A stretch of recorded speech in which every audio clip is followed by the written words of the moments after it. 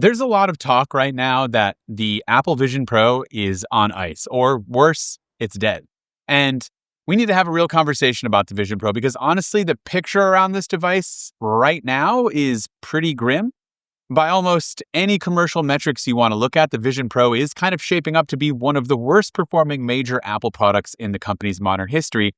And yet, after spending serious time with the M5 version, I genuinely think it's one of the most impressive pieces of hardware that Apple has ever made. So let's talk about what's going on because there are a lot of swirling rumors and people are saying that we're wrong and that there's not a lot going on, but we have reports from Bloomberg. I mean, Mark Gurman is now backing the same information that we have been reporting at MacRumors that Apple has essentially put its entire Vision headset roadmap on ice. When the Vision Pro launched back in early 2024, Apple described it as the dawn of spatial computing, a new paradigm that was supposed to eventually rival the iPhone in importance. That was the pitch. The reality is it's been a lot more of a rough road. Even by Apple's own standards, enthusiasm for this thing has cooled down way faster than they expected, and the multi-year roadmap that they had planned has pretty much collapsed. The original plan was actually pretty ambitious. After the Apple Vision Pro launched, Apple shifted to focus on a device internally called the Apple Vision Air, or just Vision Air. This was supposed to be the mainstream play, a lighter, thinner, dramatically cheaper headset aimed at cutting weight by over 40% and price by roughly 50%. The idea was to finally make mixed reality viable for normal buyers who weren't going to drop $3,500+ on a first-gen product. And then sometime after the Vision Air would debut, Apple was planning on a redesigned Vision Pro 2, with a lighter design, more advanced displays, longer battery life, and a lower price point than what we have now. Those two devices together would have created a two-tier product structure, kind of like the rest of Apple's products, the iPhone, the iPad, and the MacBook, all how those lineups work. But in mid-2024, that plan started falling apart.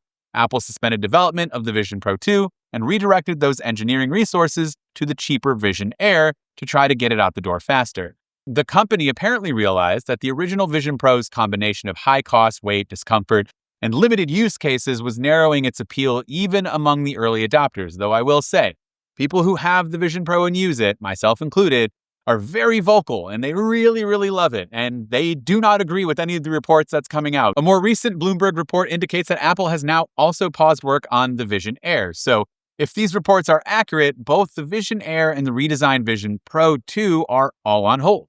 There is essentially no headset class hardware in active development at Apple right now. The company instead has focused and pivoted hard to smart glasses, similar to what Meta has been doing with its Ray-Bans. Those are very, very popular products. So the M5 Vision Pro that we're using today, which is basically just a chip refresh of the original hardware with a new headband that is definitely much more comfortable than the original one, but might be the only Vision Pro update that we get for a long, long time. Apple is expected to launch its first pair of smart glasses as soon as next year, and there's a chance they could resume work on the Vision Air and Vision Pro 2 once that gets going. Also, a lot of the team has been reassigned and put to Siri teams because Siri has its own issues and just needs a lot of resources, and so that's where a lot of these rumors have pointed to. Now, just today, just really recently, Mark Gurman has also been responding to people who have still been saying that these reports can't be true, and I'm going to just read you what he said recently here. So a large chunk of the Vision OS software team was reassigned to fix Siri last year, which is what I just mentioned. I don't know why they don't update their titles. People have been referring to a lot of these titles for job listings, and the people who are employed still use AVP as their titles for their job positions.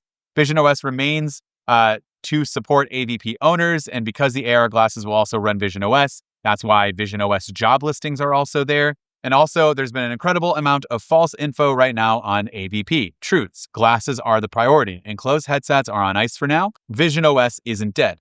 And the other thing that Mark Gurman says he's learned in this tweet is that the Vision Pro has perhaps the most passionate fans of any Apple product on social media, which I, again, agree with. They want to see the product they dropped $4,000 on or their spatial app/content businesses succeed. Obviously, Apple will succeed here. So, take it for what you want, but Mark Gurman is plugged into a lot of this and would know a lot. And so that's what we're reporting on. And again, really, the whole point is this is tough because I was expecting this to be something. And right now, it's just a paperweight for a lot of folks who bought it, or more so, they've returned it. I've kept it. I do use it. It's a niche product for sure right now, but it is really, really good. So I don't want to just sit here and tell you all of the negative things, but I do want to talk about what hasn't worked and what has worked with the Vision Pro. The weight is still a real problem. Even with the new dual knit band, you still need that feeling of relief when you take it off, and you immediately get it because of how much pressure is on the front of your head. And that's a tough sell for a device that's supposed to, apparently replace your TV or your monitor. Content is another piece of it. Apple Immersive Video is incredible when there's something new to watch. But new content trickles out slowly, and most people aren't going to spend $3,500 or more to rewatch the same handful of experiences. And the social weirdness factor is also still a real thing. I don't travel with this on airplanes, even though I know this would be a killer thing on a plane. I just feel so strange wearing this. Personas are way better. Now, this is more of a virtual social weirdness thing, but the headset itself still isolates you from people in the room in a way that glasses fundamentally wouldn't. So when you stack all of that up, price is the headline issue, obviously. If it came down to like $19.99, I'd make an argument that you should try it out because it is that good. But it's really the whole package that's keeping this from going super mainstream like other Apple products. But again, I keep coming back to this. In the current form, the M5 chip, this is genuinely an incredible product. Like, it really, really is. I get that the doom and gloom headlines are going to take over here, but the M5 chip bump is the foundation of why this thing feels so much better than what it was, which was already really impressive. We're going from an M2 to an M5 in one jump, which is huge. The unified memory bandwidth alone is about 50% increase. In practical use, everything just moves quicker, environments load almost instantly, hand-eye tracking latency feels even lower than before, and spatial apps that used to kind of stutter when you tried to multitask with a bunch of other things now run flawlessly side by side. Seriously, you can have 3 or 4 full-size spatial apps, a massive Mac virtual display running if you want to, a movie, all of it running at once without dropping any frames. It's a totally incredible experience and a different experience to what we're used to with other products. Speaking of Mac Virtual Display, this is my favorite thing about this whole package. Apple says a virtual Mac screen now looks equivalent to 2 5K monitors side by side, and that's genuinely not an exaggeration. It is pin sharp even when you're reading small text or editing video timelines like I use it for. I do put it on for an hour or so and try to get some work done in a more isolating experience. I put it in an environment that's fantastic. It kind of shut out the distractions around me, and I love it. The wide and ultra wide modes are crisp at every distance now, which is really nice. That weird foveated rendering blur in peripheral vision is basically gone from the last generation. So for productivity, this is still a huge win.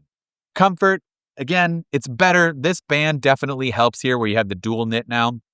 So you got that adjustable dial both on the side and for the top band. It is really nice. It's definitely over-engineering at its finest, but it is a lot better. But it's still a lot of pressure. It's still just a lot of weight. And that's not going to change, in my opinion, until Apple fixes the hardware and is able to get a lot of this into materials that weigh even less than what we have now. I mentioned personas earlier. There's a huge difference. Obviously, you can see between my last one. Granted, I have changed physically as well. I've lost weight. But just from quality perspective, it didn't even look like me. Now it looks more like me, which is nice. So just a lot of huge improvements. I think it's so funny to join a FaceTime call with multiple people who have a Vision Pro, which is rare, but I do know a few other creators that I get on calls with every once in a while. And it's cool to be in an environment like Mount Hood and just be kind of surrounded by the mountains and your friends, and you're talking to them, and it kind of feels like you're in the same room, but not really. But it's still fun to try. Spatial photos might be worth $3,500 if you can turn these standard 2D images into 3D spatial scenes and feel like you're back at your kid's first birthday party again. You can take photos from your iPhone, any photo, doesn't even have to be a spatial photo, and get that wow factor moment when it comes into that 3D spatialness. It's a lot of fun to do. Audio, still crazy impressive with the spatial audio mapping here on the sides that just kind of go all around, and it's a really immersive experience when you're playing games or watching movies. And then couple that with the improvements we get to Vision OS 26 and next year with 27, who knows what's going to happen, or I guess it's this year, but next WWDC, they've been making improvements. I just don't know where the resources are at. It all comes back to all the developers that have been moved over, the engineers that have been moved over to different teams. I don't know what's going to happen. Hopefully, Apple can figure out Siri and then figure out the headset and the glasses, and all of that can come back, because this is a great product. But right now, it's just not looking great in terms of the roadmap for Vision Pro and Vision OS. So would love to hear from you in the comments down below. Are you considering even buying one? Have you bought one and returned it? Why did you do so? Let me know in those comments down below. This has been Dan with MacRumors. Thanks so much for watching, and I look forward to seeing you around in the next video.